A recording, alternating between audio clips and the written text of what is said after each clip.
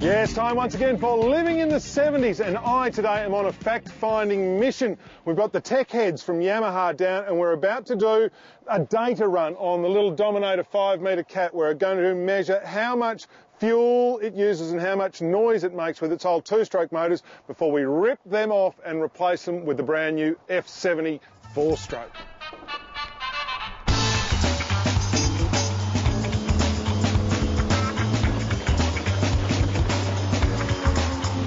All right, everybody, this man here has followed through the fortunes of last year's project boat, the Beast, and he's back again. Glenn Gibson, welcome back to the show, mate. Thanks a lot, Nick.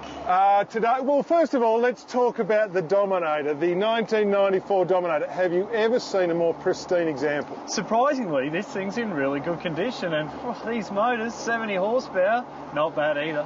They came out of the factory 16 years ago. They are as brand new, which is a testament to the engineers at Yamaha. But mate, what we're here to do today is to gather the information from these to then compare to the new F70. Yeah, that's right. We want to really see the difference between, well, particularly range. We want to see the range between what a two-stroke, how quickly they can get us there, to how much fuel they're going to burn, compared to the new four-stroke technology, how quickly they'll get us there, and also how much fuel we're going to save. Now, I'm used to bigger outboards, and to me, these don't seem to use all that much fuel at all. Are we going to see much difference, do you reckon? Yeah, we are. But look, we're up against a real winner, the 72-stroke. It's been a champion engine for a long time. It still is. So, hey, let's look at our new technology 4-stroke and we'll see what the results are going to be. The rigorous testing was simply a case of measuring boat speed and fuel flow at 500 RPM intervals to find out just exactly what the two-strokes burn per kilometre. All right, we have done our fuel test, Gibbo, and we'll put a graph up and show you all that later. Suffices to say, it sort of burns about 28 to 30 litres an hour, cruising thereabouts. Yep, for sure, yep. Now, you have got another little gadget there that we want to test, and that is about acceleration. Yeah, what we want to see is we've got a device here that measures speed over time. Yep. So we really want to see what the difference is to put away that myth that 4-strokes aren't as quick as 2-strokes. Yep. So we can test it with the 2-strokes, then we can do exactly the same test with the 4-strokes, and then we can compare just how quick or how long it took to wide open throttle. Right, so we've just got to go from dead slow to flat out, quick as we can. Let's go. Right. That's mashed. Trim is important here. Go cat, go cat. Go cat. As you can see from the graphs, the sweet spot for this boat is around 4,000 RPM, where she's travelling at just over 40 clicks, using about 33 litres of fuel an hour. That's 1.3 kilometres per litre. When you open her up, she's burning around 55 litres an hour at just over 60 kilometres an hour. All in all, a pretty impressive set of numbers for 16-year-old two-stroke outboards. Wait till she gets the new ones on the back. And so there you go, there's the tail of the tape for the awesome Dominator. Gibbo, thank you very much. No worries at all, pleasure to be here. Time to go and check in with Andrew Hart, who at this point doesn't even have a boat.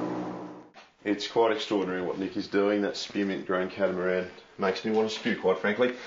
Chris Pollis, mate, welcome to the show. You're a naval architect. Yeah. And you're the next step in my creation of my dream boat.